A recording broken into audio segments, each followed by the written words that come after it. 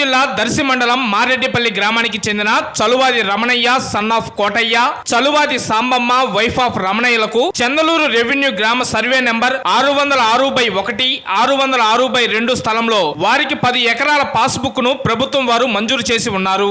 1B అడ్డంగల్ bank కూడా ఈ పొలంకు లోను మంజూరు చేసి ఉన్నారు. కానీ ఇప్పుడు ఎవరో కొత్త వ్యక్తులు వచ్చి ఇక్కడ డెవలప్ చేస్తున్నామని చెప్తూ మా పొలంలో అక్రమంగా చొరబడి రోడ్లు వేస్తున్నారని, మేము గతంలో అడ్డుకుంటే వారు వెళ్లిపోయారని, మళ్ళీ ఇప్పుడు వచ్చి రాత్రి పనులు చేస్తూ రోడ్లు వేస్తున్నారని, కావున రెవెన్యూ అధికారులు, ప్రభుత్వ పెద్దలు దయచేసి విచారణ జరుపుకొని మాకు న్యాయం చేయవలసిందిగా కోరుకుంటున్నామని రమణయ్య తెలిపారు. లేదంటే కుటుంబ సభ్యులతో సహా ఆత్మహత్య శరణమని ఆయన ఈ సందర్భంగా వాపోయారు.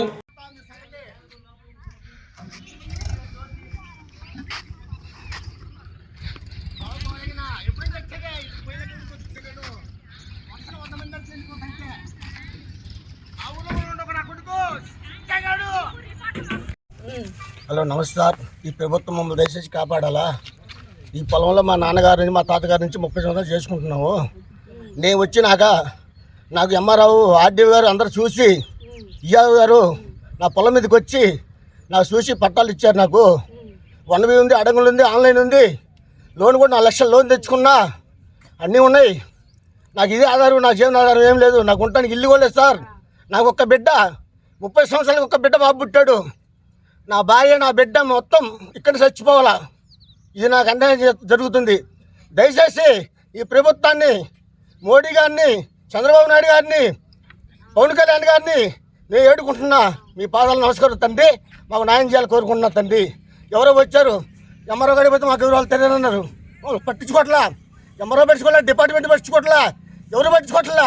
అందరూ డబ్బులు నూకి, లక్షల డబ్బులు నూకి మమ్మల్ని అన్యాయం చేస్తారు. చిన్న పేదలు సార్, మేము చిన్న పేదల్ని కొద్దిగా మీద కాలేస్తున్నారు, నెరుగుతున్నారు.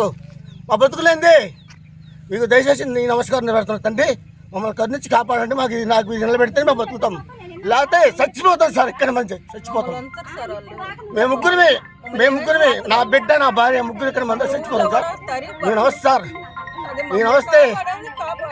నమస్తే మోడీ గారు, చంద్రబాబు నాయుడు గారు, పవన్ కళ్యాణ్ గారు, నమస్తే.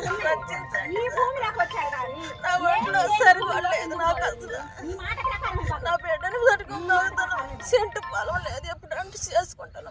10 సంవత్సరాలు చేసుకుంటాను. ఇప్పుడే కాదు సార్. ఆయన కాపాడిపోతే మేము బతకం. అసలు మేము బతకం. ఈ భూమి మీద మేము ఉండలేము. మమ్మల్ని బతకనీరు కూడా అసలు. మాకు ఏం చేస్తారని కూడా భయం పడుతుంది. రేయి కూడా, పగులు కూడా మాకు ధైర్యం లేదు. సేనికాడికి రండి, చెప్పు. పవన్ కళ్యాణ్ కూడా ఏం చేయలేడు, మమ్మల్ని ఏం చేయలేను. అక్కడే పోయినా కానీ మమ్మల్ని ఏం చేయలేడు. వాడు వచ్చి అంటారు. చంద్రబాబు నాయుడు అయినా, పవన్ కళ్యాణ్ అయినా మమ్మల్ని రక్షించాలా. మోడీ అయినా మమ్మల్ని ముగ్గురు కాపాడి చల్లగా చూస్తే మేము బతకగలుగుతాం. లేకుంటే మమ్మల్ని ఉండనీరు సార్. మా పొలం మాకు ఆధారం లేదు. మా పొలం మాకు ఇప్పించి మమ్మల్ని కాపాడాలి సార్. ఇడికొస్తా మీరు ఎవరు మీ తంత దిక్కులు నీళ్ళు ఈ వాయు అతను అన్నది తంత దిక్కులు మీకు ఎవరో. మీరు నాది గౌరవం నాకు ఇప్పించింది అతని అన్ని కట్టాలని పులుసు. ఇదిగో చూసుకోండి, ఏంది 1B అడంగులు లోను మొత్తం. ఇదిగో చూడండి, అన్ని ఉన్నాయి. నాకు ఆధారాలు. మేము పుట్టిన ఈ ఊర్లోనే. నాకు ఒక్క బాబు. మేము ముగ్గురు చచ్చిపోవాలి ఇక్కడ. మందు తాగి చచ్చిపోవాలి ఇక్కడ. సామాన్రా 5 రోజులు చచ్చిపోతాం. నాకు ఇదే ఆధారం. మా జీవనాధారం ఇదే. ఏం లేదు సార్. నాకు దయచేసి పవన్ కళ్యాణ్ గారు మమ్మల్ని కాపాడి రక్షించి మాకేదో న్యాయం చేయాలా.